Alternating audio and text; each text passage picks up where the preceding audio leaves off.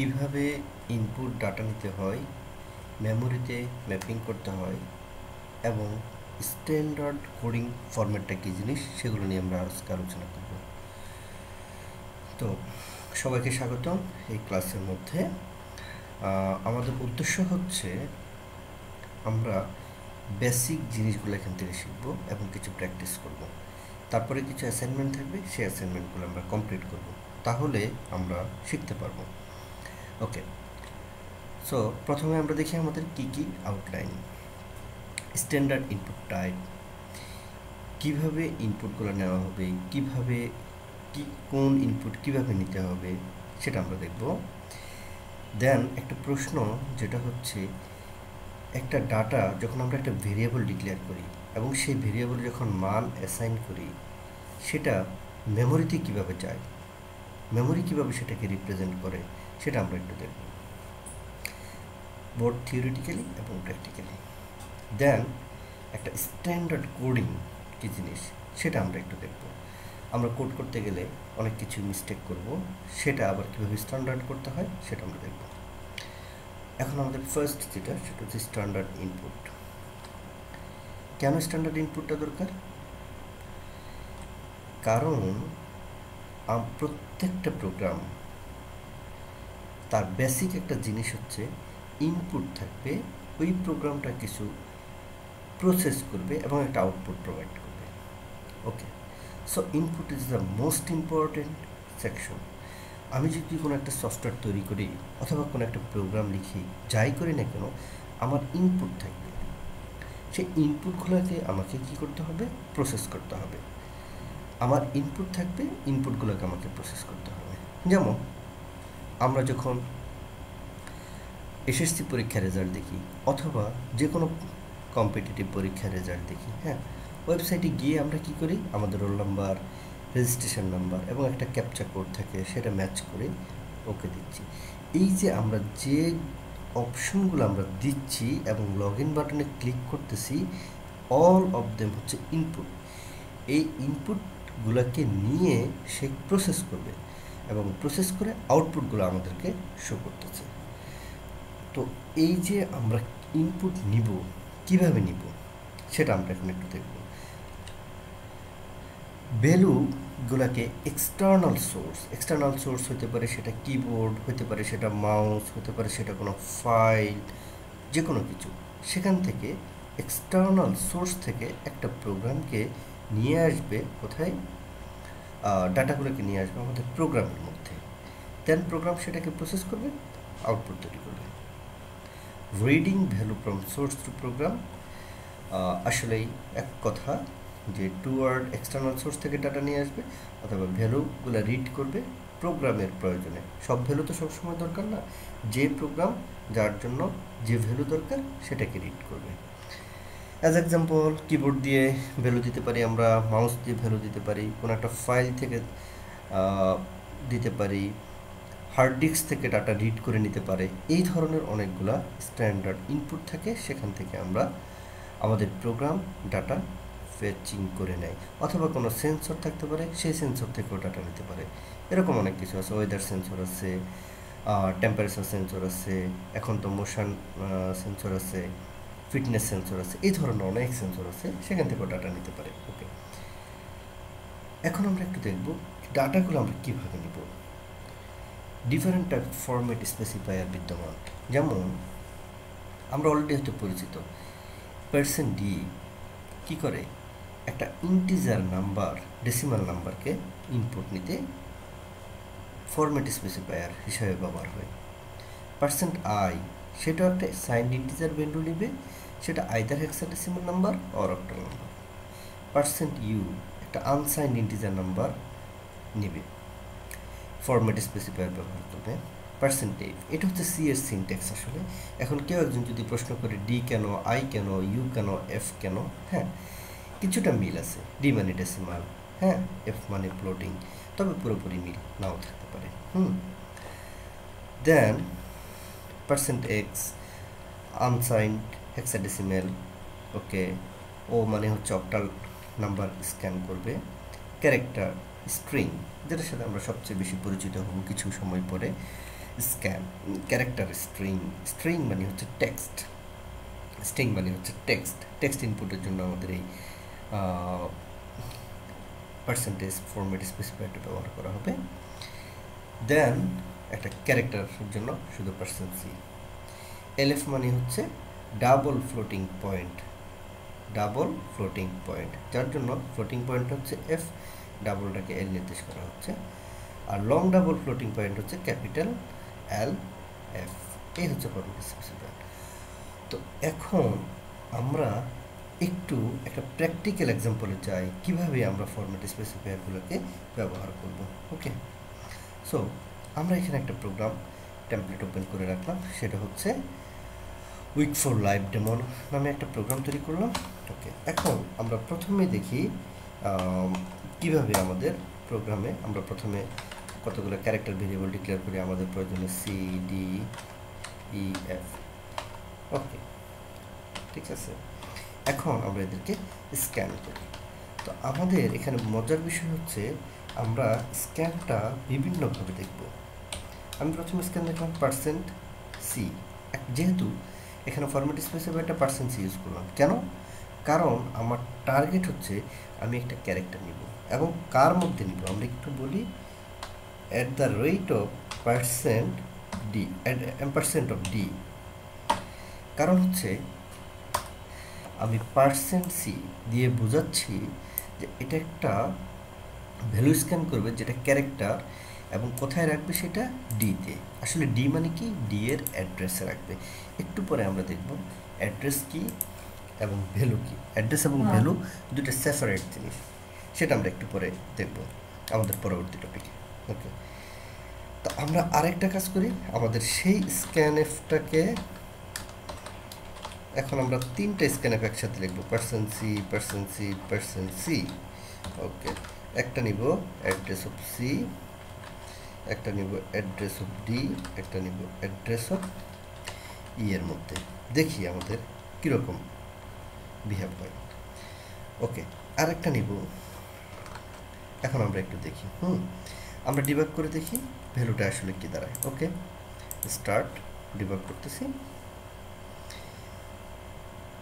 এখন ওকে, আমরা একটু একটু F7 কিবোর্ড থেকে দিচ্ছি, দেওয়ার পরে এখন আমরা আমাদের দেখি যে প্রোগ্রামটা এখানে হল্ড করতেছে। ওকে, আমি একটা ক্যারেক্টার দিলাম কিবোর্ড থেকে ই। ওকে, ডান। এখন আমরা সাথে সাথে দেখলাম এই যে ডিটা কিন্তু এতক্ষণ খালি ছিল বা একটা নাল ভ্যালু ছিল, এখন ডিটা বলতেছে ই, মানে 101 ই, 101। ওকে, দেন পরবর্তী লাইন, এখন 9 নম্বর লাইনে পয়েন্টারটা হোল্ড করে আছে। ওকে, আমি এখন F7 দিলাম, মানে এই লাইনটা এক্সিকিউট করতে যাচ্ছি, বাট এই লাইনে তিনটা কি দরকার। ওকে, আমি তিনটা কি দিই, একটা দিলাম এ, একটা দিলাম বি, একটা দিলাম সি, দেন এন্টার দিলাম। এখন একটা মজার বিষয় হলো আমার প্রথম ভেরিয়েবলটা নিবে সিতে। ওকে, এবং আমি ইনপুট দিলাম কত A B C. Okay, so মজার বিষয় হলো আমি যখন সিতে ডাটা নিচ্ছি, সিতে নিল একটা নিউ লাইন, কারণ কি, new line it's also a character. আমরা যখন আজকে ভ্যালুগুলো জানবো বা আজকে টেবিলটা জানি, তাহলে নিউ লাইনও একটা ক্যারেক্টার, তাই না? আমি যখন ই ক্যারেক্টারটা দিলাম, ই ক্যারেক্টারের পর একটা এন্টার দিয়েছি, সো সেই enter it's also a character, এবং পরবর্তী কোনো পজিশন যদি ক্যারেক্টার স্ক্যান করে তাহলে সেইটা সে নিউ লাইন ক্যারেক্টার হিসেবে নিয়ে নেবে। তার মানে কি নিল, সেইটা একটা ক্যারেক্টার হিসেবে। ওকে, তারপর ডিতে গেল এ, ইতে গেল বি, তার মানে সি ক্যারেক্টারটা যে আমি এখানে দিলাম এ বি সি, এ এবং বি দুইজন ভেরিয়েবলের কাছে চলে গেছে, সিটা কারো কাছে যায় নাই, সিটা এখনও হল্টিং অবস্থানে আছে।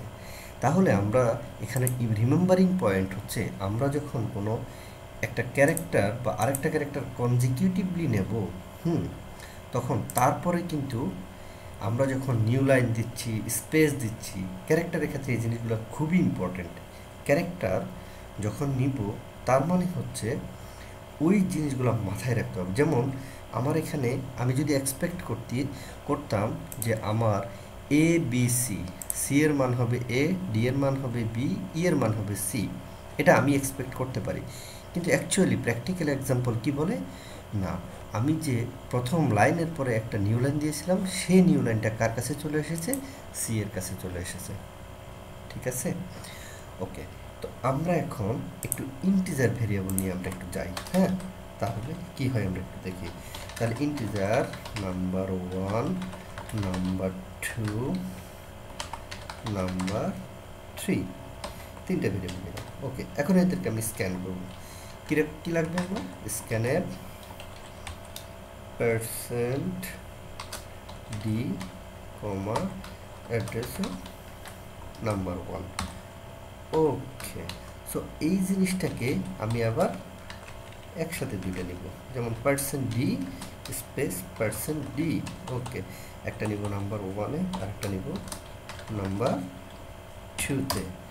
ঠিক আছে, দেখি এখন আমি কি করি। একসাথে দুইটা ইনপুট নিব। ওকে, সে আবার ডিবাগ করলাম। এখন আমরা একটু দেখি, এখানে একটা মজার বিষয়, নাম্বার 1 এবং নাম্বার 2-তে দুইটা ভ্যালু আছে, যেই ভ্যালুটা আমি দিই নাই, অর্থাৎ গার্বেজ ভ্যালু। আমার মেমোরিতে এই ভ্যালুগুলোকে একটা গার্বেজ হিসেবে কনসিডার করতেছে। ওকে, ঠিক আছে, আমরা একটু দেখি। যেমন আমি যদি এখন F7 দিই এবং কিবোর্ড থেকে একটা ভ্যালু দিই, সাপোজ 58, সো 58, আমরা এখন দেখি আমার এই নাম্বারটা কনভার্ট হয়ে গেল 58-এ। ওকে, নাও আমি এখন আরেকটা ইনপুট দিচ্ছি, কয়টা, দুইটা দেওয়ার পরে আমি একটা দিলাম ধরেন 50। দেখেন এখনও কিন্তু আমার এটা হোল্ড করে আছে। কেন হোল্ড করে আছে, কারণ হচ্ছে সে দুইটা ইন্টিজার এক্সপেক্ট করে, আমি দিলাম তাকে একটা, আরেকটা দিলাম কত, 100। এখন সে পরের লাইনে প্রসিড করলো, খেয়াল করছেন বিষয়টা।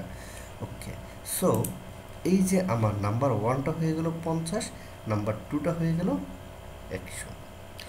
ইন্টিজারের মধ্যে স্পেস থাকা, দুইটা থাকা, 5টা থাকা, দ্যাট ডাজন্ট ফ্যাক্ট, কারণ ইন্টিজারের পরে সে আসলে আরেকটা ইন্টিজার খুঁজবে। মানে নাম্বারের পরে নাম্বারটা 1 ডিজিটের হতে পারে, 2 ডিজিটের হতে পারে, 5 ডিজিটের হতে পারে। মাঝখানে যে সমস্ত ক্যারেক্টার নাম্বার তৈরি করে না, তাদেরকে সে আসলে কোনো কনসিডারেশনে নেবে না।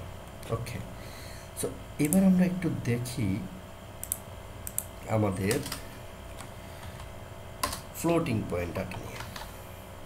Float FL1, FL2 and FL3। So এটা আসলে কিছুই না, আমরা যদি এই স্ক্যানএফ ব্যবহার করি এবং এদের মধ্যে %f, %f এই তিনটা জিনিস ব্যবহার করি, মানে ফ্লোটিং পয়েন্ট নাম্বার কনসিডার করব, সেটা আমরা ইজিলি করতে পারি। এখন আমরা একটু ডিফারেন্ট জিনিস দেখব, সেটা হচ্ছে আমরা জানি ক্যারেক্টার, এটা যদি একটা অ্যারেই হয়, ওকে, ক্যারেক্টার ARR কে আমরা অ্যারে হিসেবে নিচ্ছি এবং তার সেল দিচ্ছি 100। আমরা একটু খেয়াল করি, দেন ক্যারেক্টার ARR অফ 100 আরেকটা নিলাম, যেটা হলো ARR1। একটু মজার বিষয় আমরা খেয়াল করি, সিঙ্গেল একটা ক্যারেক্টার ভেরিয়েবল যখন নিচ্ছিলাম তখন হচ্ছে একটা ক্যারেক্টার নিলাম, তখন কিন্তু এরকম আর ইন্ডেক্স দিয়ে কিছু দেওয়া হতো না, এটাকে বলা হয় অ্যারে। আমরা পরবর্তীতে শিখব, আমরা জাস্ট আজকে একটু বোঝার জন্য আমরা এই জিনিসটা নিলাম। অ্যারে কী জিনিস, স্ট্রিং কী জিনিস আমরা পরবর্তীতে দেখব। ওকে, আমরা একটু জাস্ট একটা স্ক্যান করি, স্ট্রিং গেটস ARR, একটু খেয়াল করি আমরা, তাহলে আমরা আশা করি বুঝতে পারবো। স্ক্যানের %s, ARR1। ওকে, আমরা এই দুইটা জায়গায় একটু দুইটা ইনপুট দিয়ে দেখি। হ্যাঁ, গেটস দিয়েও স্ট্রিংকে ইনপুট করে এবং স্ক্যানএফ দিয়েও স্ক্যানকে ইনপুট করে। সো আমরা একটু দেখি কীভাবে স্ক্যান ইনপুট করে। প্রথমে আমার এই লাইনটা এক্সিকিউট করবে, গেটস ARR, গেটস ফাংশন দ্বারা আমি ARR যে অ্যারেটা আছে, স্ট্রিং অ্যারে, সেটার মধ্যে আমার ডাটাটা নিব। ওকে, কী নিব, আমি একটা টেক্সট লিখব, Bangladesh is a beautiful country. ওকে, আমি এখন দেখি আমার এই যে মেমোরি সেলের মধ্যে Bangladesh is a beautiful country পুরোপুরি চলে গেছে এআরআর এর মধ্যে। এখন পরের লাইনে আসলো, আবার দিলাম, দেওয়ার পরে সেম ইনপুটটা আমি আবার দিব, বাংলাদেশ ইজ এ, আর দিলাম না, এই তিনটা ওয়ার্ড মিলে আমার একটা টেক্সট হলো বাংলাদেশ ইজ এ। দেখি আমি এটাকে একটু ইনপুট করি, বাট একটা জিনিস আমি একটু দেখি, এআরআর সে বাংলাদেশ নিয়ে তারপর আর কিছু নিচ্ছে না, এআরআর ওয়ান, বাট এআরআর কিন্তু পুরোটাই নিয়ে নিছে। তার কারণ হচ্ছে এআরআর ওয়ান যেটা মানে scanf%s, সে কোনো স্পেস পাওয়ার আগ পর্যন্ত জিনিসটা নেই, বাকিগুলোকে সে ডিসকার্ড করে দেয়, আমি যাই লিখি না কেন সেটাকে ডিসকার্ড করে দেবে। আর এআরআর যখন গেটস দিয়ে নিব তখন সে হচ্ছে তার লিমিটের মধ্যে যতক্ষণ পর্যন্ত টেক্সট থাকবে সে ওটাকে নিতেই থাকবে। সো এটা হচ্ছে স্ক্যানএফ অফ স্ট্রিং। তাহলে আমরা কি কি দেখলাম? আমরা ক্যারেক্টার, ইন্টিজার, ডাবল এবং গেটস বা স্ট্রিং রিলেটেড সব কিছু দেখলাম। বাকিটা আমাদের রেফারেন্সে দেওয়া আছে, আমরা সেখান থেকে আরও শিখব। সো পরবর্তী ক্লাসগুলো এবং অ্যাসাইনমেন্ট করার জন্য সবার প্রতি অনুরোধ দিল। ধন্যবাদ সবাইকে।